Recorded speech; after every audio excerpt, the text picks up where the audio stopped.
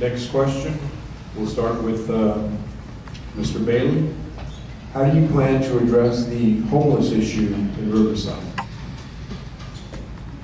We have a 5-year plan, is the long answer, and it's called Ending Homelessness in Riverside.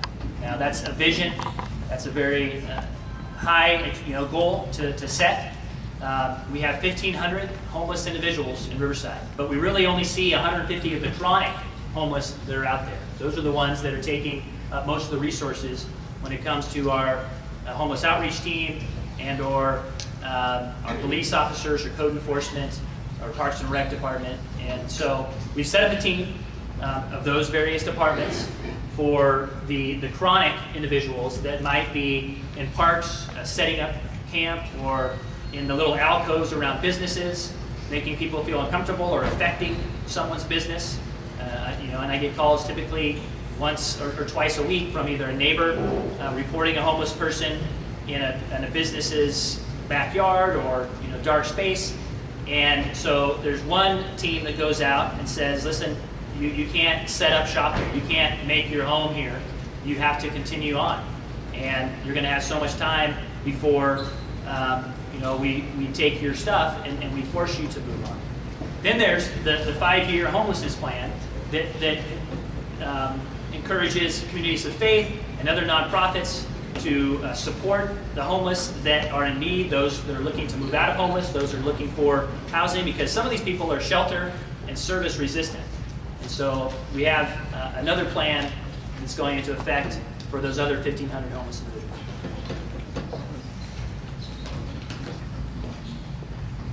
My turn. I think if you look around the city and you're trying to bring new businesses to town, one of the hindrances that you have right now is the homeless issue. Everywhere you go, you hear somebody having an issue or confrontation with a homeless individual. So I think there's several things we can look at. The city council just adopted a plan the next day, so it's got everybody's attention, but we need to move things forward. I think enforcement and resources, and we can't waver on that. In other words, if you're going to adopt a policy in the city, what had happened in the past is it seemed like, not only on the homeless issue, but on the sign issue and different issues, that there was no consistency following the policy. In other words, you'd have one council area over here, they'd address and enforce something differently than they would in a different area. So if you're going to adopt a policy, it needs to be enforced all the way across the lines equally throughout the city. The other thing that we haven't addressed, everybody needs to be involved in the homeless issue. We need to make the public involved.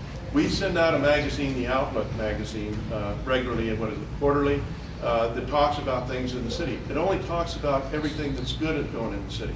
If we're not supposed to give panhandlers money, put it in our Outlook and embrace and get the people in there. Now, what Laguna Beach has done on the panhandling is they put in parking meters throughout their city and said, don't give the panhandlers money, deposit it in their parking meters, and that money will go to Access Center or homeless shelters.